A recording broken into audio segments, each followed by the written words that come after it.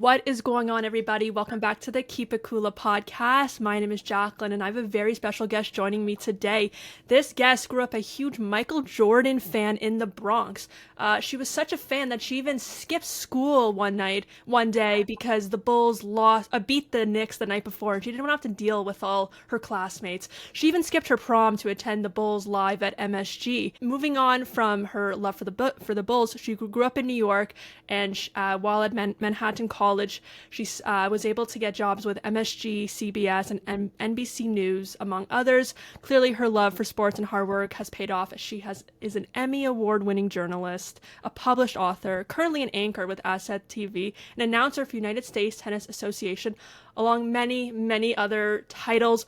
Welcome to the show, Michelle Yu. Thanks for coming on. How are you doing? Oh my gosh, what a wonderful introduction. What an honor. Thank you so much for that warm welcome. It's lovely to be here and it's awesome to meet cool gals like you in sports. Thank you. I appreciate that. You know what? You're actually my very first woman interview. I've had guests on, that my cousin and a good friend, but I've been podcasting for almost 5 years, and yet I've reached out to women in the industry. I love so many women in the industry. I just haven't booked one. So I'm honestly a little bit nervous. I'm going to be pretty honest with you. I felt more nervous for this episode than others. And I think because there's a lot more weight having a fellow woman be able to talk sports with and hear about your career. Oh wow, this is like a big deal. Now you're putting pressure on me. I again am honored that I'm the first woman to be on your podcast, but I really think there should be more Yeah. podcasts with women to women speaking about sports. I mean, why not? I mean, you can have a couple of bros at a bar speaking sports. Yeah. Why can't you and I just hang and talk sports? And I think that's super important. So I'm really happy to be Mhm. here. Yeah. And yeah, I've been a sports fan for a really long time. You're so correct. I grew up a big Michael Jordan Yeah. fan. I'm wearing a Bulls shirt for you. Chicago, and then I got Bulls on the bottom here, if you could even see Oh my it. God, I love that. Do Yeah. you see I'm still representing? Rock and Jordan, I always. mean, come on. I'm not a kid anymore, No. but you can rock Jordan all your life. And Yes. that's a fact. And for anyone that will say to me that LeBron is better than MJ, I'm just like, you just didn't watch that era as closely as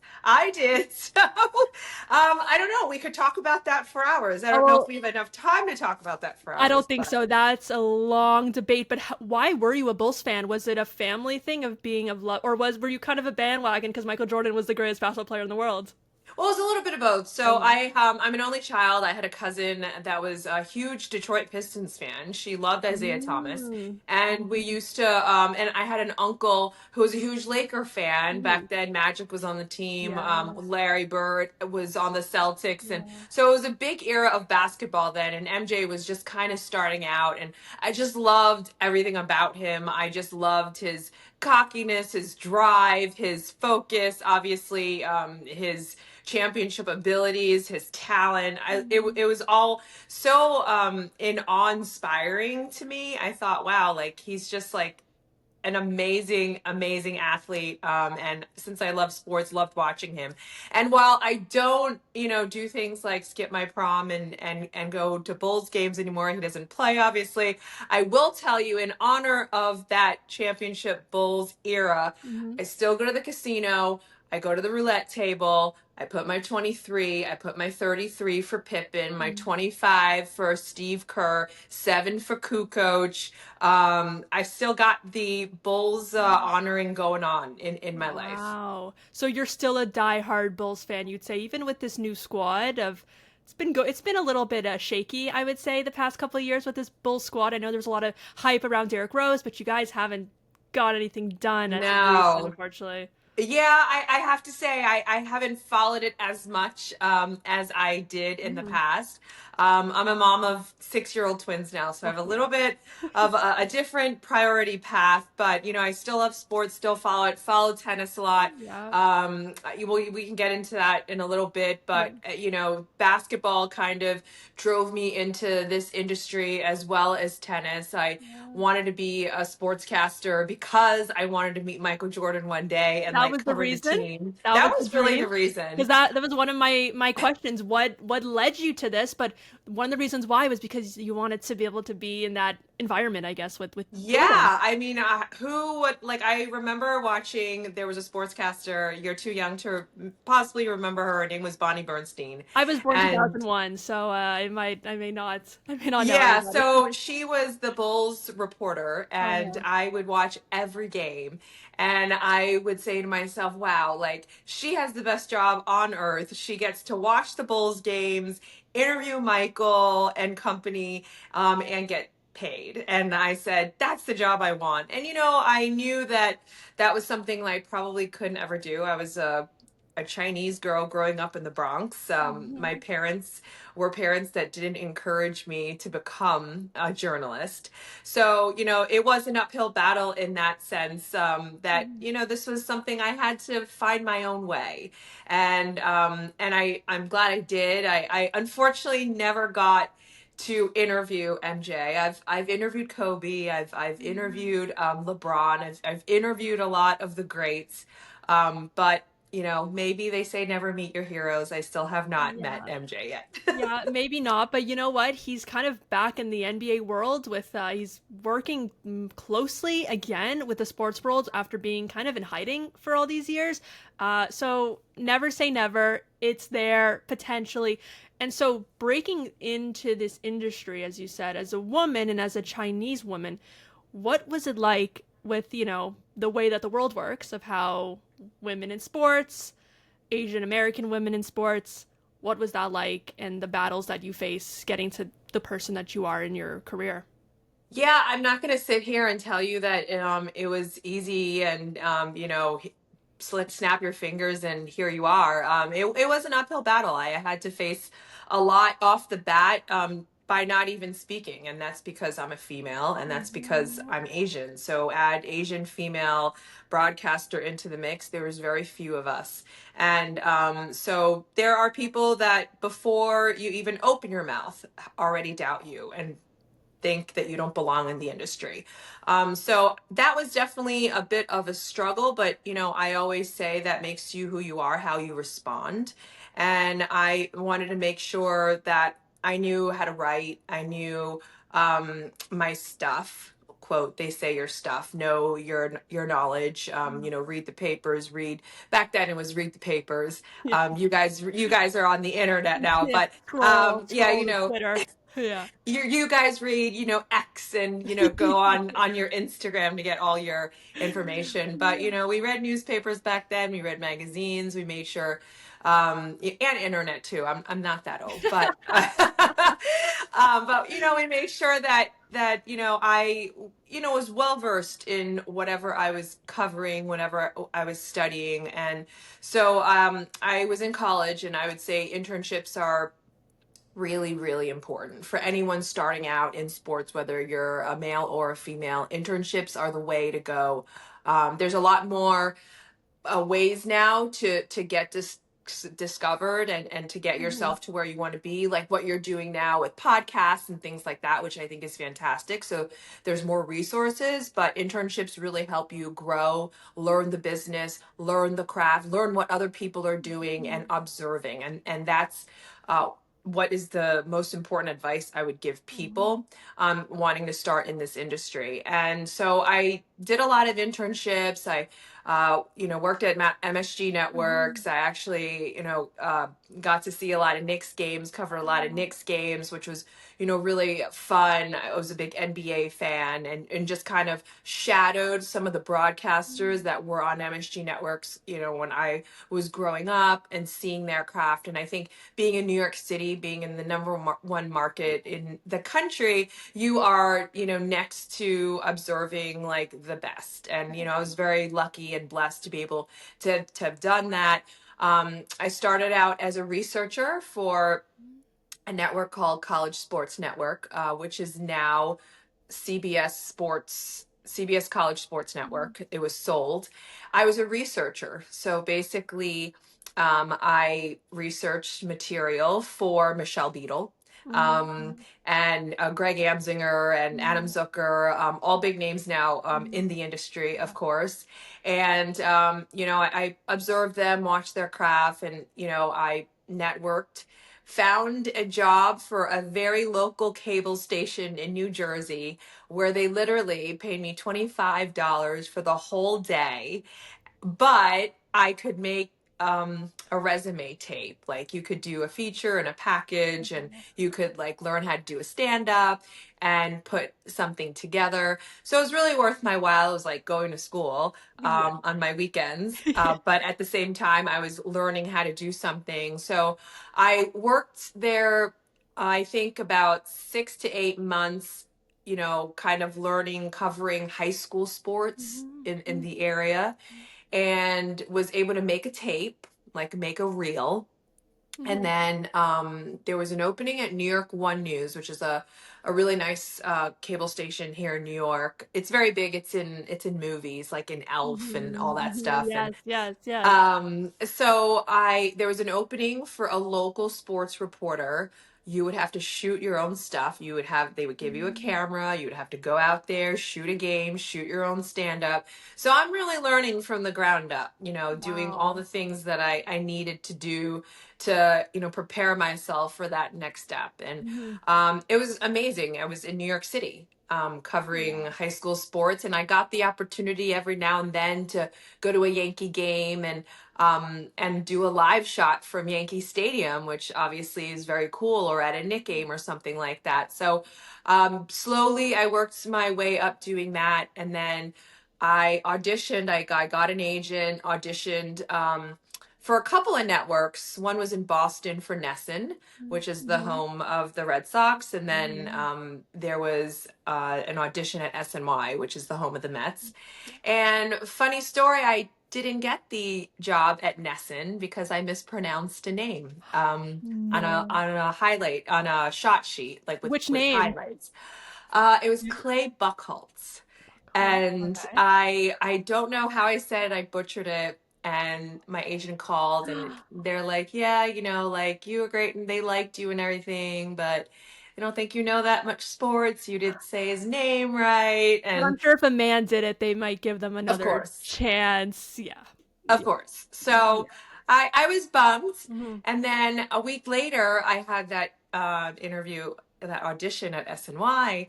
And I said to my agent, I'm like, I'm not getting this job. If I can't get a job in Boston, which is like the top 5 market, I'm not getting a job in New York City. There's just no way. And he's like, well, you are from New York City. Like, the teams, sports. So be confident about it. So I really went in there with no expectations, and I auditioned, and the rest was history. So I was there for 10 years, and I think, my 10 years there really kind of molded my career, having covered everything. I was a Geico Sports Night host, which means I hosted the daily highlight show every day, very late night, waiting for all the games to end, doing all the highlights of that show. I was a Yukon Huskies pre and post game anchor, so I got to watch a lot of cool college basketball. Got to go to March Madness and do a lot of those things. So got to go to NBA playoffs. Like, covered all the things that a sports lover would love to do. So it was really fantastic. And I left in 2019. I was pregnant, and had twins, and COVID hit, and then after that I was like, what am I going to do next? And tennis was something I always wanted to get into, because traveling, I loved going to the tournaments and like watching the tournaments. I never really got to go to the tournaments. So I'm like, how cool is this? You just go to all these tournaments and go to like great cities. And so I got into tennis, and so now I do, like a few tournaments in a year where I travel. Like, I went to the National Bank Open for the first time this year. Went to Toronto. It was awesome. And I'll be doing the US Open in just a few days for the next 3 weeks. So it's been a whirlwind, but I'm really proud of what I've been able to do, being this little Bronx girl growing up, and not really having a lot of help. No, and not having a lot of people either to look up to, because the women, I have definitely felt that more growing up, that I did get to see women. Someone like you, someone like one personal favorite, Mina Kimes of ESPN, one of my favorites, Kay Adams, I used to watch on Good Morning Football every day in high school. So I had the women where I was like, I can get up there. But even still though, I'm still doubted. Even on comments I'll get sometimes, it'll be like, go back to the kitchen, or like the classic stuff. But I think, The fact that in this day and age, someone still says yeah, that just goes to show you, I mean, we're not there yet. no. And We're not there yet. will we get there? Will we actually get there? That's the question of the way that society is and the way that society views women. But definitely someone like you has been a trailblazer in allowing more women to be seen in sports. Someone like, so National Bank Open, for example. I saw your face on their Instagram every day for all the promotion, for everything that you guys were doing. So I want to talk about that. So it was your first time covering tennis in Toronto, first time you were here in several years. What was the vibes like in Toronto compared to other tournaments? Was there a friendlier kind of vibe? Was the weather okay here compared to other places? Because it was hot here, but people love to say Canada's always cold. So what was that like? Well, first of all, you guys, you Canadians live up to the stereotype of being the friendliest, most polite people on earth. So I had the best experience with the whole National Bank Open team and all of the fans Mhm. that came. Everyone was so nice, so wonderful.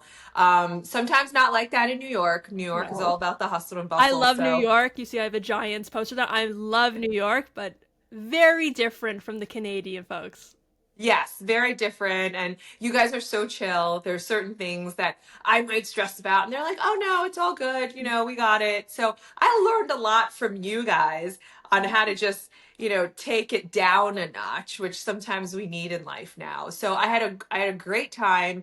Everyone I worked with was so wonderful. As you mentioned, I was part of the social content team. It was my Mhm. first time in Toronto. Obviously, Toronto National Bank Open is the Masters 1000, so it's a big tournament in the tennis circuit. Mhm. And you had a lot of big players. You had Ben Shelton winning Yeah. it all. Obviously big name in the game, and you on the women's side, of course, you guys are very, very proud that Vicky Mboko did it, and I was so happy for you guys. And the patriotism, by the way, the fact that the men's final was stopped for like minutes just to cheer on Vicky because she had just won. That to me, I know the players were annoyed, but Oh that to yeah. me was the coolest moment because I just thought, wow, this country comes together like at this moment for someone. And it was just so cool. Yeah, we are unlike any other when it comes to the Canadian representation, because, you know, been watching tennis for a while. We haven't had that big star. And Andrescu had her moment. Leila Fernandez had her moment, but we haven't seen that for a while. So seeing Mboko, 18-year-old, ranked over 300 back in January from Burlington, Ontario, which most people will not know unless you're from Ontario. The fact that she beat Coco Gauff, then was in, all these things as the major underdog and winning. I've never seen can't just I've never seen a crowd like that in Montreal in the finals. I feel bad for Osaka because they were cheering before the point was over, before the rally was done. You will never see that, I don't think, anywhere else. Yeah, no, I thought it was electric. I Yeah. mean, I wish I was at that match I in the know, me sense too. to Yeah. feel it. Yeah, you've got to feel bad for Naomi Osaka, and Mm, I think she thought her moment was finally due after everything, and she would come yes. back and win this big Finally. tournament. But give Vicky credit, the credit that she deserves. A teenager being able to hold on to a moment like that and get through such poise at that age. So good for Canada, good for the fans. Yeah. Great moment that there was cheering in the men's final for it because It's she so definitely funny. deserved it. Yes, it was great. They were so confused. Like the clip is just so funny where they're thinking like, did I do something? Did you do something? What's going on? Everyone's roaring. It was fantastic. Same thing with like if you go to a Jays game, the energy there is unlike anything else. Also, the Blue Jays are the first in the AL right now. We're dominating. Yeah. But just Canada, they really support their teams and their players and everything about us. We love what we love, and we don't have an NFL team, and our basketball team wasn't good until a couple years ago. We won the championship in 2019, so we really come together for those moments. But yes, National Bank Open was amazing. I'm happy you enjoyed. I went to 3 different days. I got to see Ben Shelton play twice, which was a dream. Seeing that serve live is unreal. Have you seen a serve like that from a player in a long time? Oh my gosh, like the serve is not just like a cranking, powerful serve. It's got style. It's got vibe. I think his whole game is pretty cool. I think he's really great for the game right now, and I love the relationship that he has with his dad Brian, who was a former player, and it's just great to see this father-son duo now getting what they deserve, having their winning ways. He's going to be a red hot favorite to come in to the U.S. Open, which I'll be covering, as I mentioned, in a couple of days. It'll be interesting to see because obviously Yannick Sinner and Carlos Alcaraz did not play at National Bank Open. And they are, in my opinion, a little bit, there's a gap between the two of them and the rest of the field. Yes. So it'll be interesting to see, though, how Ben Shelton will measure up, because we know how he measured up before, but maybe the win in Toronto gives him this confidence that he needs. Yes, and that leads to this next question where Alcaraz and Sinner are in their own world, as you said, and the big three is over, right? We had Federer, Nadal, and Djokovic. Though could still win another slam, the big three is over.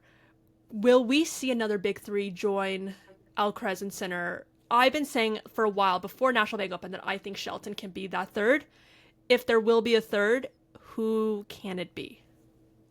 That's an interesting question. I mean, I think I was asked this question. I joined the Sportsnet radio in Yes, Sportsnet Toronto. 590, 590, Yes. the fan. Yes, of course. Yes. And I believe their anchor Roger Yes. asked me the same question. And I said to him, I go, well, why do we have to have a big three? Why can't we appreciate now just the rivalry? I mean, the big three was something that everyone got a treat. It was a big treat to have big three. I mean, they wanted to make it a big four. They added Andy Murray in there, but it's like, all right, everyone else has like double digits in slams, and then there's Andy Murray, and it's like, okay, like let's add him in here because he's a nice guy. Yeah. All due respect, Sir Andy Murray is wonderful for the game. He's a champion. He's fantastic. But is he a part of the big four? I'm not so sure about it. So with that being said, if it's just Yannick Sinner and Carlos Alcaraz and having the matches that we have had, like the French Open and Wimbledon, I'm okay with it. We don't, I'm okay with it. Do I want to see a big three? Sure. But as I mentioned, I don't see a player right now that can really be there in that moment to compete and say that they're a true big three. I mean, you can have Ben Shelton win the US Open and everyone automatically says, oh, he's part of the big three because he just won a Grand Slam.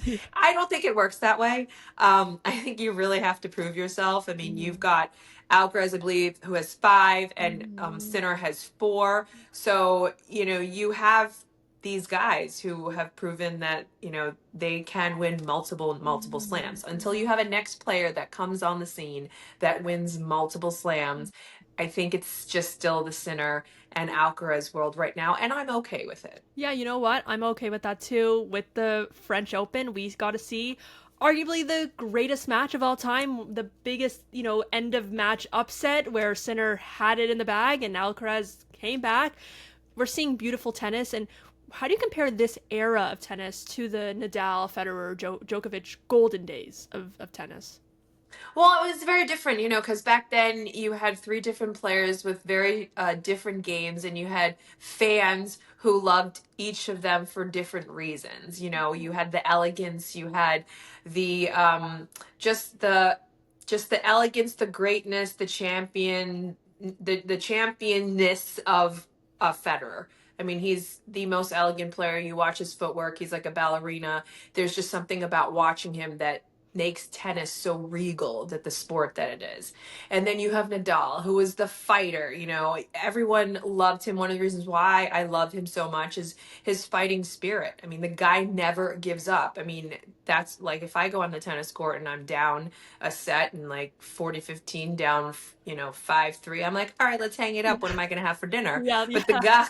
the guy's like, all right, it's all right. We're going to go right now. We're Yeah. going to go. I'm going to come back and win this match. And I think his grit, his will, his determination, his focus, I think people just love and gravitate towards that about Nadal. Mhm. And then there's Djokovic, who obviously is the GOAT, with, being the biggest slam winner so far. And people are say what you want about him. I know he wasn't a fan favorite when it Mhm. comes to the three, but he's got to be a favorite because the guy can win. And obviously Still, he too, still. still, and he's so consistent, still. So I think that style, we just haven't seen. But then again, like Yannick Sinner, I see a lot of the big three in him as well. I mean, Mhm. Sinner's laser focused. I think he's so focused, like Nadal, very determined. Strokes are unbelievable, very steady, always. He never really has a roller coaster of a match. He's like been locked in the past couple of years whenever he plays, and I think it's amazing. And I also thought it was amazing for him to come back and win Wimbledon, because that was, to me, a match that if he would have lost Wimbledon, I don't know where his mental, health may have been. Mhm. You lose that French Open final like he did, and Heartbreak. then if you would have come back and lost again to Alcaraz at Wimbledon, that would have hurt. Yeah. But I'm glad he won it. So I think, Yeah. we're at even Steven now, and I think Mhm. he's back on track. And I think that makes for a better rivalry Yeah. with Alcaraz, because Alcaraz is just so explosive. He's just so awesome to watch. He's just an overall great guy. I mean, Sinner is too, but Alcaraz is just like the nicest guy on the Mhm. tour. It seems like it, And yeah. yeah, so nice. And everyone loves seeing him play. I mean, he's got amazing ground strokes. Just every part of his game is so explosive and fun. Yes, both of those guys are going to be so fun to watch. We are watching it in Cincinnati and then the U.S. Open shortly. Do you have any hot takes for the U.S. Open coming up? Any upsets we can expect? Any qualifiers that may get a little further than expected, or can we see an American win it this year? Well, Ben Shelton obviously is Mhm. a big hot take coming in, having won, his first Masters 1000 up in Toronto. So everyone is going to be watching him. All eyes are going to be on him. Do I think an American's going to win it this year? I'm not so sure. I'm going to say no. I'm sorry. Uh-oh. Uh-oh. But I'm just speaking the truth. I mean, if you have Sinner and Alcaraz and tennis, that it's really about them.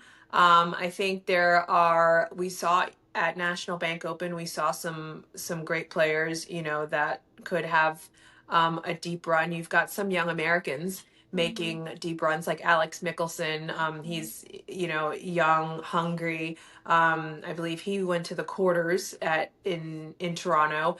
And I think, Lerner Tien this year beating Mhm. Medvedev at the Australian Open. So you've got some up and coming Americans that can make a splash. There's always going to be someone at the US Open that can, come in and just destroy the draw and Yeah. like really, make a name for themselves. Mhm. You've got a couple of French players, like Arthur Fils, Mhm. who's coming back from injury. He was very promising a couple of years ago, and he was injured this summer, and now he came back. His first tournament back was in Toronto, so it'll be interesting to see how he responds. And you have Lorenzo Musetti, top 10 player, but had a great clay season. Went to Monte Carlo finals. Was a bronze medalist at the Olympic Games last year. I think he could definitely shake things up as well. Yes, I'm very excited for the US Open. It's personally my favorite Grand Slam of the year. Every Grand Slam has their own different appeal to it, but there's nothing like the American culture at the US Open with the rowdy, rowdy crowd. So I'm looking forward to that very much and excited to see you reporting on it. And I know you're going to be so busy doing that. And to end this, I've kept you on longer than expected for you. To end this, what advice do you have for women in the industry? I know you spoke about getting into the industry, but for women getting into this industry and how to deal with the, society and the hate and just trying to get our way into where you're at in your career. Well, someone always said this to me. The people who want to come into this business, there's two kinds. There's the people that really are passionate about sports. They want to story tell. They, want to be a journalist. Those are the people that end up going through gutting it out. And then there's the people who just like want to be in the industry to go to the games and be there for the glamour and the fanfare and all that stuff. That's going to weed out it. Yeah. Let me tell you something. This industry is not glamorous the way that some of us think that it Yeah. is. There are days where I have written scripts near a garbage can in the back of a stadium, and that's just how it is. And the end product that you see is the package that airs on the network.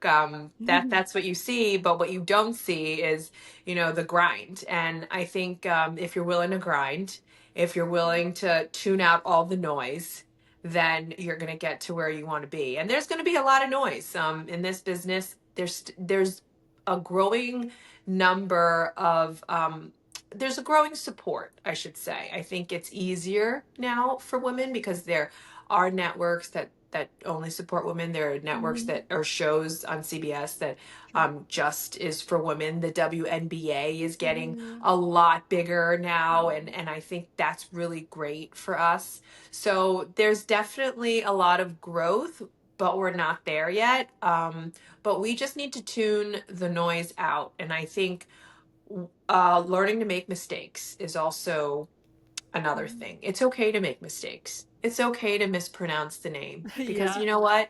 Not everyone knows it. So you know what? Here's the secret. The secret is don't ask people how to pronounce the name. Go on YouTube, go listen to a few interviews and listen to the name, put on your AirPods and figure it out Yeah. before you go ask your producer or someone because I guarantee you in this business, they'll run and tell someone, did you know so and so didn't know how to pronounce someone's name and had to ask me? And you know what? If it was a man, that would be okay. So you know what, ladies out there who want to get into sports, get yourself some AirPods, go to YouTube, listen to some names, get all your names correctly that way. Do your research, ladies. Find out the names. YouTube is free. We all have it on our phones. If you're watching this podcast, you have YouTube, or if you're listening to it, you have Spotify. All right, Michelle Yu, I can't thank you enough for coming on this podcast. I was nervous. I think I calmed down a little bit towards the end, middle. My intro, I feel like I butchered, so I'm sorry for that. I think I was stuttering through it a little bit. I practiced it a lot of times, many times, but Are you kidding me? You're killing it, girl. You're doing great. I'm so proud of you. I'm so proud of what you're doing, what you're trying to do. You keep at it because gals like you, we're gonna see at the end of the finish line. I really, really appreciate that. I can't thank you enough for that. We can follow you at Michelle U TV on Twitter or X. Find everything. We're going to see you at the US Open in days. I can't believe it's coming up in days. Let's see who's going to win it. So excited. Once again, thank you so much for coming on. Thank you. All right. Goodbye, everybody. Subscribe to the channel, please, and follow this on Spotify. Thank you. Bye-bye.